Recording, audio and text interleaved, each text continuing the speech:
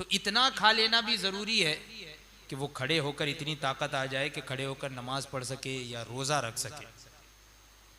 फरमाते हैं कि इस्तिरार की हालत में, इस्तिरार यानी जबकि जान जाने का अंदेशा है, अगर हलाल चीज़ खाने के लिए नहीं मिलती तो हराम चीज़ या मुर्दार या दूसरे की चीज़, किसी दूसरे की चीज़ है, वो छीन कर जो है वो खाकर अपनी जान बचा लेना उस पर ज़रूरी है, लाजिम।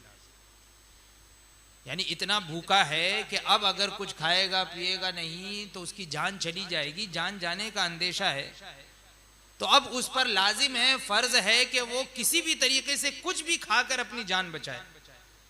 अब चाहे वो मुर्दार का गोश्त हो, अब ऐसा नहीं कि पेट भर के खाए, बल्कि इतना खा ले कि जिससे उसकी जान बच जाए। तो कोई भी चीज खाकर जान बचाना जरूरी है, यहां तक कि अगर उसके पास कोई चीज नहीं है, किसी दूसरे के पास है, वो दे नहीं रहा है, तो जबरदस्ती उससे छीन कर भी खा सकता है। जान बचाने के लिए उससे छीन कर भी उतनी मिकदार में खा सकता है, बल्कि खाना ज़रूरी है कि जितने से उसकी जान बच जाए।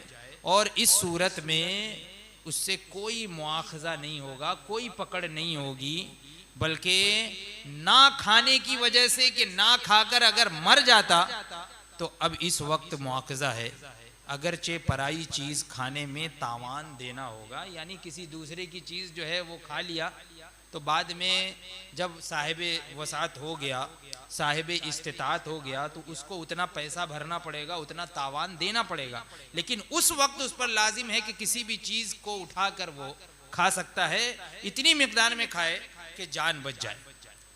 तो खाना, कभी कभी खाना भी ज़रूरी है और कभी कभी इबादत के लिए ना खाना भी ज़रूरी है। जैसे कि रोज़ा है, तो रोज़े में इंसान खाना होते हुए, खाना मौजूद होने के बावजूद वो सुबह सादिक से लेकर गुरूब आफ्ताब तक खाता पीता नहीं है, और सिर्फ अल्लाह के लिए वो भूखा रहता है। तो उस वक्त उस पर भूखा रहना ज़रूरी और फ़र्ज़ था। और कभी कभी ऐसा हो जाता है कि उसको खाना उस पर फ़र्ज़ हो जाता है।